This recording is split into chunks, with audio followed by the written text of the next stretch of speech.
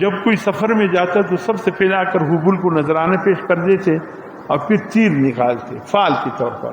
وہ جب دیکھتا کہ ایک پیری کا ہوتا لا، ایک پیری کا ہوتا نعم، ایک پیری کا ہوتا لا، ایک پیری کا ہوتا نعم، یعنی لا کی معنی یہ کہ سفر مت کرو تمہارے حق میں بہتر نہیں ہے، یہ کام جو تجارت کا کر رہے ہیں شروع مت کرو تمہارے حق میں بہتر نہیں ہے، یا جہاں شادی کا پیغام جانا ہے اس کے لیے فال نکالتے نہیں یہ نہ کرو یہ تمہارے حق میں بہتر نہیں.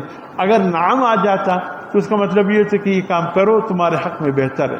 یہ فال نامے حبل کے ہاتھوں میں دے کر نکالا کرتے تھے. حضور صلی اللہ علیہ وسلم فرمائے ظالموں تقدیر اللہ کے ہاتھ میں ہے، ان چیزوں میں تمہاری تقدیر نہیں بنتی. اب ہمارے ہاں بھی اعتقاد ایمان کا بیڑا اس حد تک غرق ہو چکا ہے جی فلاں پتھر استعمال کرو انگوٹھی میں تم پہ رزق کی دروازے کھل جائیں گے، تنگ دستی ختم ہو جائے گی، یہ پتھر استعمال کرو وہ پتھر.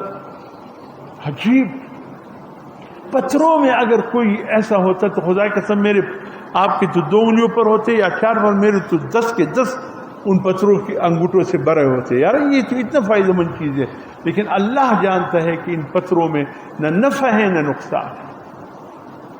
حضرت عمر فاروق آئے ہیں حجر اسود کے سامنے کھڑے ہو گئے، ایسے کھڑے ہو گئے. جب میں غفیر تھا، جب میرا وقت کے خلیفہ ہے امیر المؤمنین ہے، حجر اسود کے سامنے کھڑے ہو کر حجر اسود کو پکار رہے، اے حجر اسود پتھر میں عمر جانتا ہوں نہ تو دنیا میں کسی کو خیر پہنچا سکتے نہ نفع.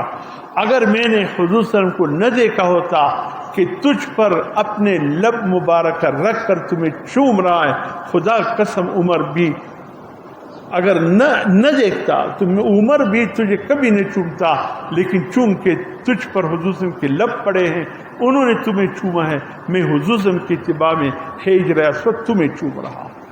بتا دیا کہ نفع نقصان کے مالک حجر اسود بھی نہیں ہے، اللہ ہے. اللہ ہے جس کو نفع پہنچائے، جس کو اللہ ہے. ایک